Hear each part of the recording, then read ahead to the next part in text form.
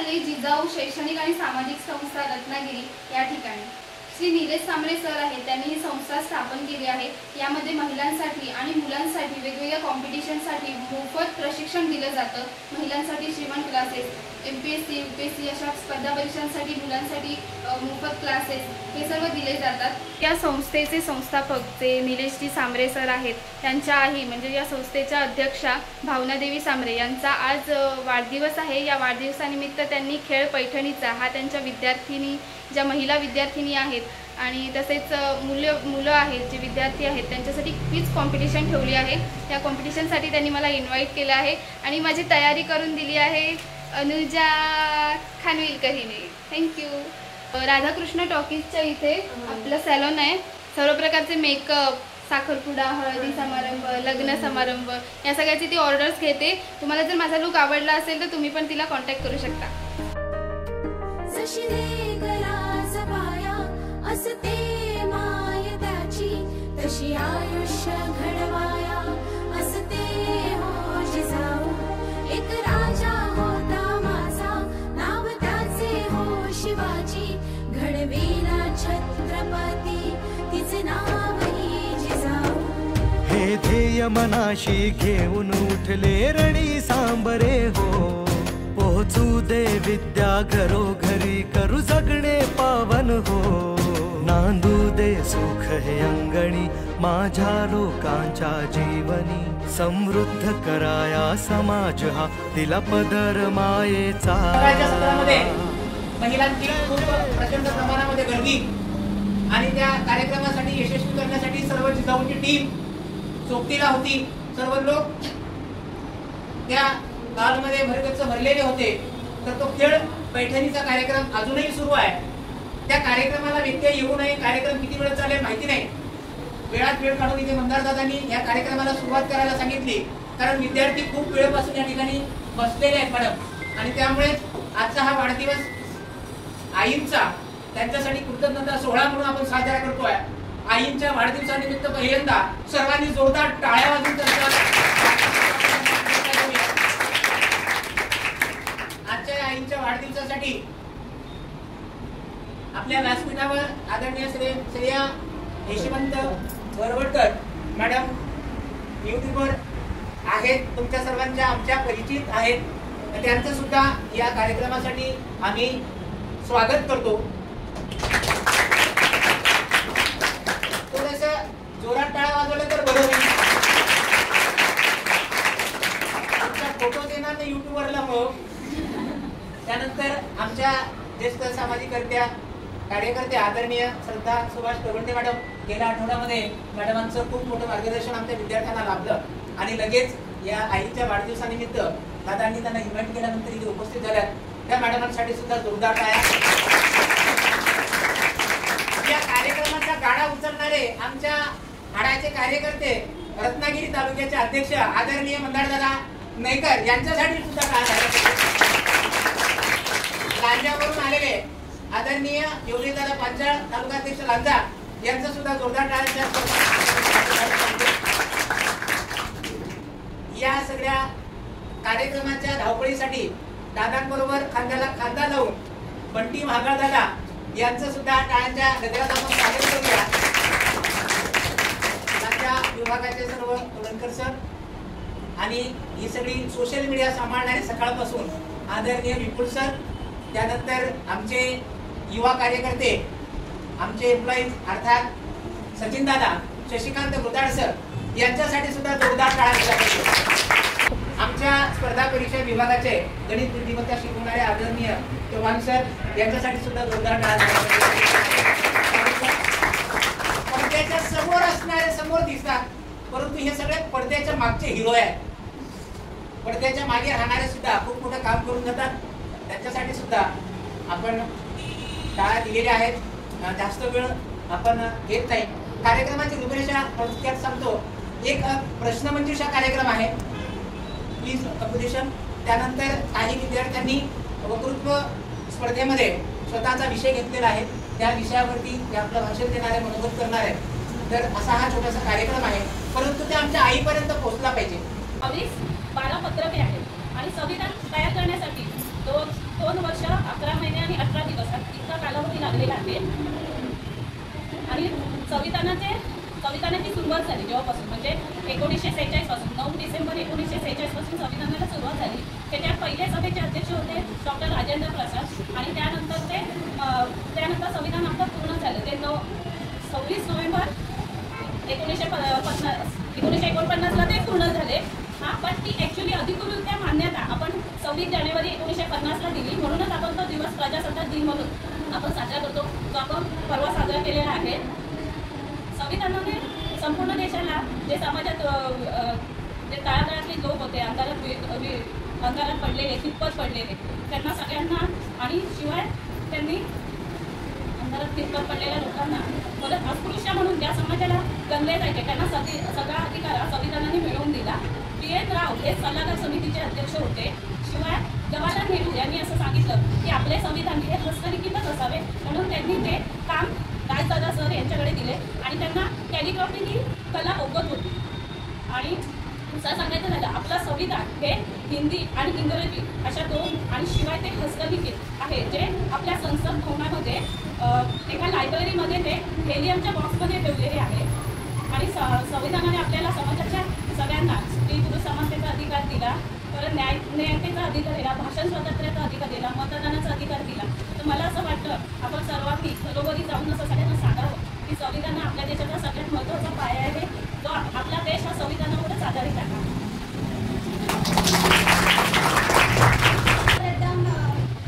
भावनादेवी सांबरे यांना नतमस्तक होते, ज्यांनी घडवले निलेश जिल्हा आणि ज्यांनी वारसा चालवला माँसाहेब जिजाऊंचा,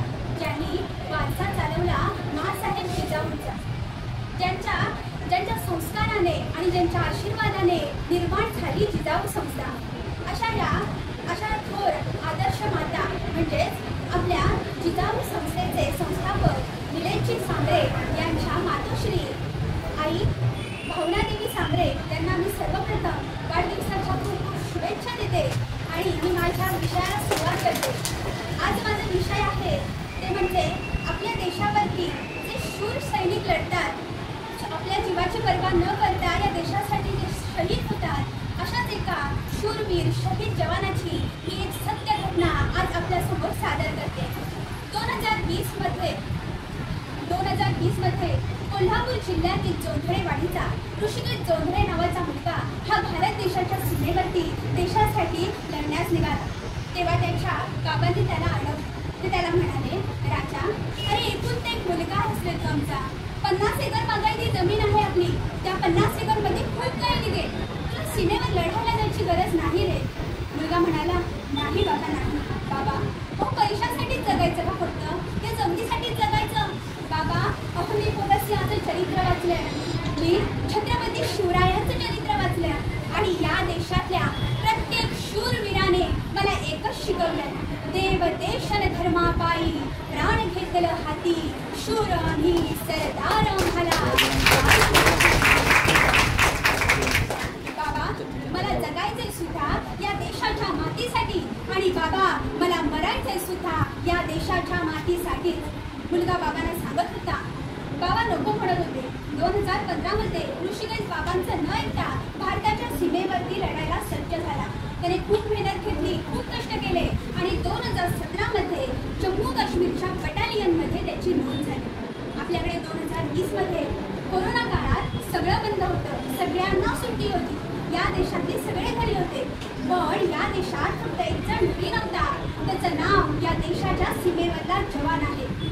2017, 18, 19 अशी 3 वर्ष ऋषिकेश काही जाऊ शकला नाही. 3 वर्षांनी त्याला 2020 मध्ये सुट्टी मिळाली, पण फेब्रुवारीमध्ये त्याला सुट्टी मिळाली, पण मार्चमध्ये कोरोना आला आणि निघायच्या वेळेला रेल्वे बंद, विमान बंद, या देशातलं सगळं बंद झालं होतं. सुट्टी मिळून सुद्धा ऋषिकेश गावी जाऊ शकला नाही. 3 वर्षांपासून त्याने आई वडील पाहिले नव्हते, बहीण पाहिली नव्हती. त्याला एकुलती एक बहीण आहे वर्षा नावाची. तिने सुद्धा 3 वर्षांपासून आपल्या भावाला स्वतःच्या हाताने राखी बांधली नव्हती. काही काळाने लॉकडाऊन म्हणजे कोरोनाचे रुग्ण थोडे कमी झाल्यावर दिवाळीच्या कालखंडात लॉकडाऊन थोडं कमी झालं आणि त्या काळामध्ये 3-4 सैनिकांना सुट्टी दिली गेली. त्यात ऋषिकेशचंही नाव होतं. त्याला देखील गावाकडे जाण्याची मुभा दिली गेली. त्याने गावाला म्हणजे आपल्या बाबांना फोन केला आणि सांगितलं, बाबा मी ऋषी बोलतोय, बाबा मला सुट्टी मिळाली, मी घरी येतोय. आईला सांगा बाबा तुझा लाडका लेक येतोय. वर्षाला पण सांगा बाबा तुझा भाऊ येतोय. बाबांना इतका आनंद झाला की त्यांनी अख्ख्या सगळ्या पंचकोशीला ओरडून सांगितलं, ओ ऐकलं का, ओ माझा मुलगा येतोय, ऐकलं का, माझा मुलगा येतोय. बाबांचा इतका आनंद गगनात मावेनासा होता. त्यांनी त्याच्या आईला सांगितलं, अगं ऐकलंस का, आपला लाडका लेक येतोय. वर्षाला सांगितलं, ऐकलंस, अगं तुझा भाऊ येतोय. त्यांचा आनंद खूप होता, खूप म्हणजे गगनात मावेनासा होता. गावातल्या मुलांनाही खूप आनंद झाला होता. त्यांनी सुद्धा नियोजन केलं, या चौकातून ना आपण ऋषिकेशची मिरवणूक काढायची. या चौकातून ना त्याला आपण रथात बसवायचं. 25 तोफा लावायच्या, ढोल ताशांच्या गजरात त्याला गावात घेऊन यायचं. मिरवणुकीची सगळी तयारी झाली होती. गाव आता ऋषिकेशच्या येण्याची वाट बघत होता. आणि तिकडे तंबूमध्ये सुट्टी मिळालेले सैनिक झोपले होते. त्या रात्री मोठ्या दहशतवाद्यांचा हल्ला झाला. मुठीवर असणारे सैनिक लढत होते, प्रत्युत्तर देत होते. इकडच्या गोळ्या तिकडे, तिकडच्या गोळ्या इकडे येत होत्या. आणि त्या गोळ्यांमध्ये आपल्या भारताचे सैनिक खाली पडत होते. त्या दहशतवाद्यांनी आपल्या भारताचा झेंडा उठून त्यांनी त्यांचा झेंडा रोवला होता. जणू काही त्यांनी आपल्या भारतावरती कब्जाच केला होता. एवढंच नाही तर ज्या तंबूमध्ये सुट्टी मिळालेले सैनिक झोपले होते ना, तो तंबू सुद्धा ते बॉम्ब टाकून उडवणार. तितक्यात ऋषिकेशला जाग आली. त्याने हातात बंदूक घेतली आणि सुट्टीवर असताना सुद्धा तो सीमेवरती लढत होता. दहशतवाद्यांना गोळ्या झाडत होता. दहशतवादी खाली पडत होते. त्याने त्यांचा झेंडा उठवून त्याने पुन्हा आपल्या भारत मातेचा झेंडा रोवला होता. पण दुर्दैवाने झाडामागे असलेल्या 2 छुपेल दहशतवाद्यांनी 2 गोळ्या सोडल्या आणि त्या सप करत ऋषिकेशच्या हृदयात गेला. तो धाड दिशी खाली कोसळला. त्याच्या डोळ्यातून अश्रुधारा आल्या. त्याला आई वडील आठवले, बहीण आठवली आणि त्याने आपल्या भारत मातेला सलाम करून त्या जगाचा निरोप घेतला. त्याची बॉडी भारताच्या झेंड्यात गुंडाळली गेली आणि त्याला पुण्याला आणलं. पुण्यावरून कोल्हापूरला आणलं. ज्या चौकातून त्याची मिरवणूक काढायची होती ना, त्याच चौकात आता त्याची डेडबॉडी जाऊन पोहोचली. त्याच्या बाबांनी भारताचा झेंडा सरकवला आणि आपला एकुलता एक मुलगा मृत्यूच्या शिळेवर पाहिला. तो धाड दिशी खाली कोसळले. आईला बातमी कळताच तिने त्रमिलच टाकलं. बहीण तर ढसाढसा रडत होती, कारण ज्या दिवशी तिच्या भावाची डेडबॉडी आली होती ना, तो दिवस होता भाऊकीचा. ती म्हणत होती, साहेब मला ओवाळायचं माझ्या भावाला, मला ओवाळायचं माझ्या भावाला, आज भाऊबीज आहे हो. आणि त्या लोकांनी त्या पाठवावरचं सगळं हटवलं आणि वर्षाने आपल्या शहीद झालेल्या भावाला कुंकुम तिलक करून ओवाळलं.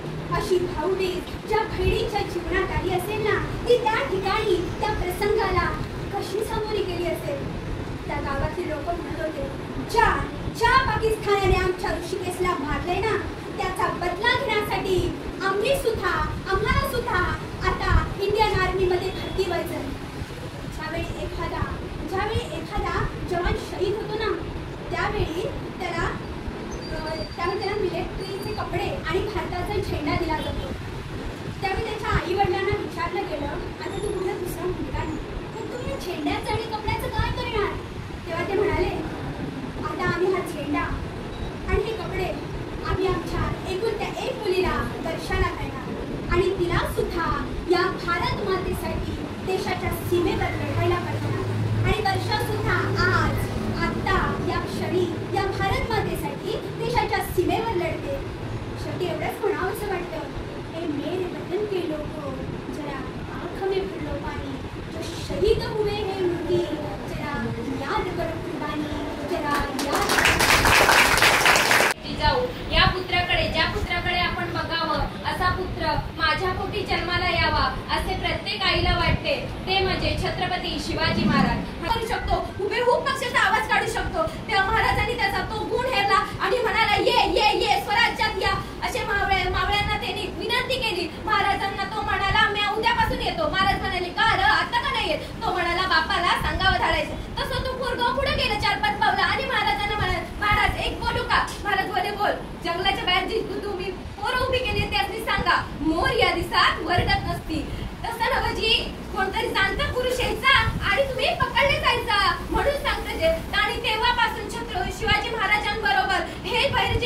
ज्यांच्या हाताखाली 4000 सैन्य काम करत होतं, शत्रूच्या नखातील केस जरी काढला तरी शत्रूला समजत नव्हतं, असे ही बहिर्जी नाईक तेव्हापासून शिवाजी महाराजांच्या सोबत राहिले.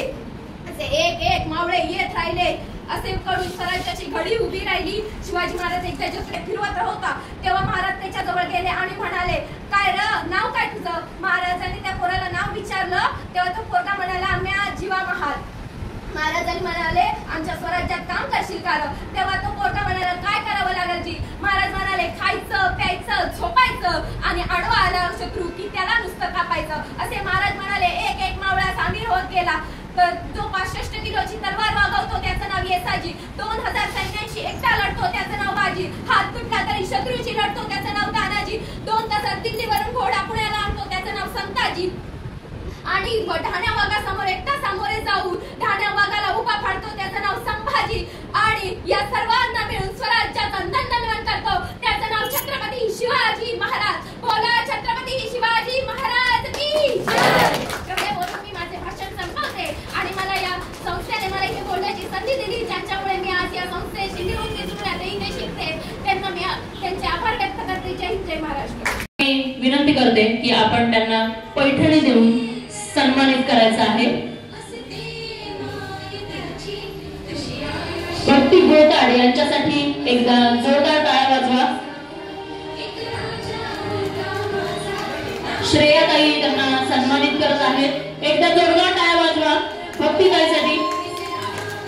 3ऱ्या क्रमांकाने विजय ठरलेले आहेत भक्ती गोताड. सुंदर अशी पैठणी देऊन त्यांचा सन्मान केला जातो. धन्यवाद. 2य क्रमांक सानिका पानगले ताई. सानिका पानगले यांनी समोर यायचंय. आपल्या आजच्या पाहुण्या श्रद्धा कळंबटे मॅडम यांना मी विनंती करते की तुमच्या हस्ते पैठणी देऊन त्यांना सन्मानित करायचं आहे. सुंदर अशी पैठणी आणि गुलाब पुष्प देऊन सानिका पानगले यांचा सन्मान होतो आहे 2य क्रमांकाच्या विजेत्या. एकदा जोरदार टाळ्या वाजवा. जन्माला आले निलेश रूपी आमच्यासाठी हो, तो सूर्य. धन्यवाद. आता प्रथम क्रमांकाच्या मानकरी आहेत सिमरन गोरखकर. मी त्यांना विनंती करते की समोर यायचे आणि मंदार सरांना विनंती करते की तुमच्या शुभ हस्ते त्यांना मानाची पैठणी देऊन आजच्या खेळ पैठणीचा या खेळाची विजेती ठरलेल्या सिमरनताई गोरखकर यांना सन्मानित करायचं आहे. योगेश पांचा सर या प्लीज, तुमच्याही हस्ते आपण दोघांनी मिळून त्यांना सन्मानित करायचं आहे. गुलाब पुष्प देत आहेत योगेश पांचा सर. गुलाब पुष्प देऊन सन्मानित करतात योगेश पांचा सर. एकदा जोरदार टाळ्या वाजवा प्रथम क्रमांकाच्या विजेत्या सिमरन गोरखकर यांच्यासाठी.